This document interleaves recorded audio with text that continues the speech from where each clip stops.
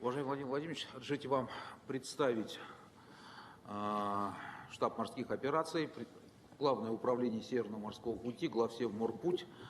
Это центр управления всем морским движением на СМП, создан в 2022 году, с передачей таких функций. Исторически Главсевморпуть – это Главное управление развития Северного морского пути сначала при Совнаркоме СССР, потом при Совете министров. Первыми руководителями были легендарные личности: Отто Юльевич Шмидт, Иван Дмитриевич Папанин. Сейчас возглавляет Главсевморпуть Сергей Николаевич Зыбко, бывший командир подводной лодки на Северного флота, а потом капитан газовоза Крестов-Маржери. Разрешите предоставить ему слово. Уважаемый Владимир Владимирович, уже немножко по истории Алексей Юрьевич сказал, да, вы подписали закон, и в 2022 году было создано Главное управление Северного пути.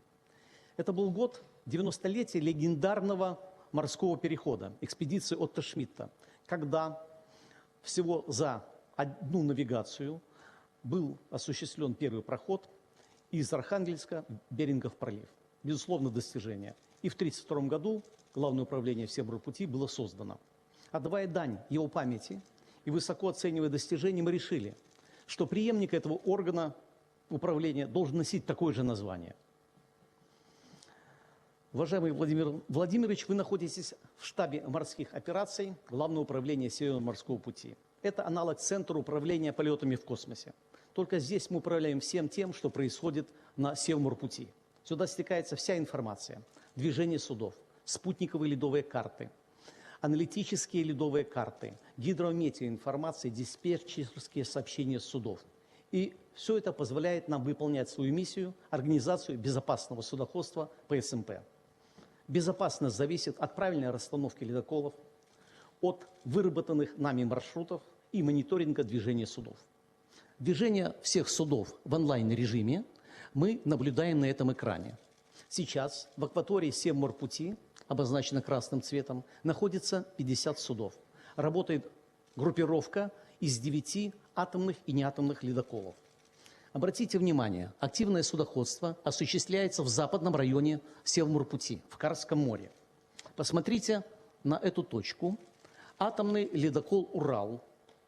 Сейчас он работает на одном из наших ключевых проектов Ямал-СПГ компании «Новотек». И он ожидает прохода Рудольфа Самойловича, чтобы провести его по морскому каналу. А в Енисейском заливе атомный ледокол «Арктика» ожидает теплоход «Айм», который заканчивает выгрузку строительных грузов в бухте Север для проекта «Восток-Ойл» компании «Роснефть». Выгрузка для «Восток-Ойл» происходит не только в портах, но и на специально подготовленные ледовые площадки. Когда река скована льдом, то это самое удобное время доставить строительные грузы по всей длине строительства нефтепровода. Летом это сделать невозможно. Владимир Владимирович, для нас важен каждый рейс. Важно шаг за шагом раскатывать Севморпуть. Нами были выполнены уникальные проводки судов. Впервые в 2024 году самый большой контейнеровоз китайской компании прошел. Причем время прохождения по СМП обычно от 7 до 10 суток. Контейнеровоз прошел за 5 дней 21 час. У нас есть опыт проводки крупнотоннажных судов. Если обычные газовозы перевозят 75 тысяч тонн, то прошло самое большое судно в истории СМП «Балкер Джинга», которое перевезло в 2 раза больше груза – 164,5 тысячи тонн. Владимир Владимирович, обращаю внимание, что демонстрация работы штаба осуществляется на российском программном обеспечении единой платформы цифровых сервисов. Сейчас выведен слой спутниковых радиационных снимков. Для анализа этих снимков мы уже начали использовать искусственный интеллект. И на этом снимке, обработанный снимок, четко видно, где вода, темно-синий цвет, светло-голубой – это лед. Необходимо отметить, что в последние несколько лет наблюдается ухудшение ледовой обстановки, более сложные условия. И хотя сейчас часто приходится слышать о потеплении и о том, что лед в Арктике тает, Однако актуальные исследования Арктического и Антарктического научно-исследовательского института это не подтверждают. По их наблюдениям, до 2050 года в зимне-весенний период не ожидается существенного изменения ледового покрова. То есть навигация не будет более длительной? Нет, она не будет более длительной. И мало того, этот год у нас лед оказался в том районе и не растаял ниже острова Врангеля. Да, мне сказали, ветрами надуло. Но не растаял, и он послужил генератором холода и из-за этого у нас изменился вообще маршрут, который мы использовали много-много лет. Так что не видим. До 50-го года вы не видите, что навигация будет более длительной, чем сейчас, да? Да, мы не ожидаем. Не ожидаем. Природа, наверное, мы не имеем достаточно данных, чтобы делать долговременные выводы. То, что видим сейчас, то, что говорят ученые, это вот объективно. Спасибо. Владимир Владимирович. Поэтому нужен будет лидер, да? Ой, как хочется лидер, потому что, будучи капитаном Маржери, я понимаю, как важно, чтобы ширина ледокола совпадала с шириной судна. Таким образом, мы сможем сэкономить очень много на эксплуатации судов, когда не будет дополнительных нагрузок на корпус газовоза или нефтяного танкера. Это вот просто голубая мечта. На Маржери не дождался, надеюсь, на должности гендиректора ФГБУ дождусь. Владимир Владимирович, так сложилось, что основным источником информации при построении маршрутов для нас являлись радиолокационные спутниковые снимки Сентинела, спутника Европейского космического агентства. Ну, по понятным причинам у нас возникли проблемы с получением этих снимков. Да, мы их обходим, но даже они не всегда имеются на те районы, которые нам нужны для организации судоходства. И в этом случае мы вынуждены покупать снимки у Китая. Мы знаем, что Роскосмос ведет работу. Есть снимки в тестовом, есть спутники, которые работают в тестовом режиме «Кондор». И мы очень ждем наших снимков, которые будем использовать в работе. Да, проблемы с получением ледовых данных существуют, но у нас есть альтернативные способы. Один из таких новых вариантов... Извините, а вы готовы платить за наши снимки так же, как вы платите нашим китайским друзьям? Ну вот мы не платим европейцам, китайцам мы платим, если коммерческое предложение от Роскосмоса будет правильным, конечно, будем платить. Не хуже китайцев. Да, в этом все дело. Я понимаю, что речь идет о точности там, и прочее, прочее. Но если эти условия все будут соблюдаться, то просто дело не только сейчас вот в Росатоме, Атомфлоте. Дело в целом по экономике. Если все будет получать бесплатно, то тогда Роскосмос, у него не будет финансовой основы для развития. Это такой вопрос, который требует специального рассмотрения. Ну да, но закон приняли, который разрешает, а нужно следующий шаг делать. Извините. Да. Один из новых вариантов, когда нам нужны данные, конечно, не заменит спутник, это тактическая ледовая разведка с помощью беспилотных авиационных систем. Обычно для того, чтобы провести разведку, когда неизвестно, как вести судно, нет спутников, ледокол в тяжелых условиях оставляет судно, сам проходит корпусом, находит дорогу, возвращается назад, на это тратится время, на это тратится топливо, а вместо этого, запустив беспилотник, ледокол получает картинку сразу на мостик, плюс это идет в нашу единую платформу цифрового сервиса. Это очень важно. И что хочется отметить, уже ледоколы 2 года работают 365 дней в году. Это связано с тем, что российские компании уже 3 миллиона тонн в летне-осенний период переориентировали с Суэцкого канала на Севморпуть. Это результаты последней навигации. И даже летом, я уже об этом сказал, ледовая обстановка остается сложной, в некоторых случаях нам не хватает ледоколов. И это это мы понимаем.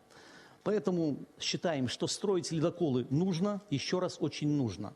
Мы же строим мосты через реки, хотя там иногда ездит и не так много транспорта. Будут ледоколы, будет больше ходить.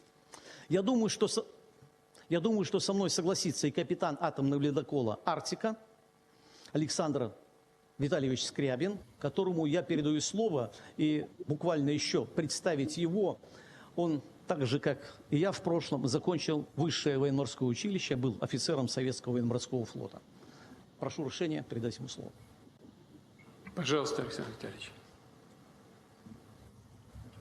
Уважаемый Владимир Владимирович, добрый вечер. Я полностью согласен с Сергеем Николаевичем о необходимости строительства ледоколов, особенно универсальных атомных ледоколов. В настоящее время головной универсальный атомный ледокол «Арктика» находится в Карском море, в Енисейском заливе в ожидании готовности и выхода из порта бухты Север теплохода «Альм» для последующей проводки его на западную кромку льдов в район мыса Желания, северной оконечности архипелага Новая Земля. О погоде. Температура за бортом минус 6 градусов, ветер южных направлений 12-15 метров в секунду, видимость около 2 километров, снег, толщина льда в районе нахождения ледокола около 2 метров в припаянном льду, на морском участке до 1,5 метра. Владимир Владимирович, сейчас в акватории начинается самый трудный, тяжелый период для судоходства. Только в мае месяце закончится нарастание льда по толщине и за низких температур. Обеспечить эффективную эксплуатацию акватории Северно-морского пути в таких суровых условиях можно только с помощью атомного ледокольного флота, атомных ледоколов. Владимир Владимирович, все мы, моряки ледокольного флота, судостроители Балтийского завода, уверен, и все грузоотправители, видим и чувствуем ваше прямое и непосредственное участие в развитии атомного ледокольного флота, Северного морского пути и в целом Арктического региона. Большое вам за это спасибо. Владимир Владимирович, как моряк и капитан с большим стажем, скажу с уверенностью, универсальные атомные ледоколы – это отличные суда. Более 13 лет я был капитаном атомного ледокола «Вайгач». Так вот, ледоколы нового поколения гораздо лучше предыдущих. И маневренности, а соответственно и по ледопроходимости, проекту 4.2.0 нет равных. У этих ледоколов улучшены обводы носовой оконечности. Как уже отмечалось выше, за ними остается гораздо более широкий канал. А это очень важно для безопасной проводки судов в арктических широтах. Именно такие универсальные атомледоколы, считаю, сделают Севморпуть эффективной транспортной артерией России. Доклад закончен. Спасибо, Александр Витальевич. Ну, то, что новые лучше тех, кто были и использовать раньше, это естественное дело, очень хорошо. Надеюсь, что и те, кто будет, те суда, которые будут появляться позже, которые мы сейчас строим. Сколько у нас сейчас строится? 4 работают, 4 строятся. Да, еще 5 должен быть, да? Да. Мы сегодня говорили... Название которому мы еще не придумали, да? Да. Вот у нас Ленинград-Сталинград сейчас в активной стадии строительства. Мы просим еще 2, 7-й, 8-й. Ну, какие будут названия, надо подумать. Владимир Владимирович, можно еще дополнить капитану буквально одну минуту? Конечно. Они об этом хорошо знают, но, видимо, считают это таким само собой разумеющимся. Ведь ваш визит в 2000 году, в апреле, когда вы посетили ледокол «Россия», дал в том числе и поручение разрабатывать ледокол проекта 4.2.0. Вот именно тогда было принято решение о разработке этого проекта, а второй ваш визит в 2007 году дал поручение начать его строить. Так что непосредственно все это новое семейство ледоколов, уникальных, ничего подобного в мире нет, связано непосредственно с вашими поручениями. Об этом, конечно, моряки помнят. все ваши книги с росписями хранят в музее. И мы, конечно, очень надеемся, что этот ваш визит станет очередным таким стимулом, толчком к дальнейшему развитию атомно-ледокольного флота. Так и сделаем.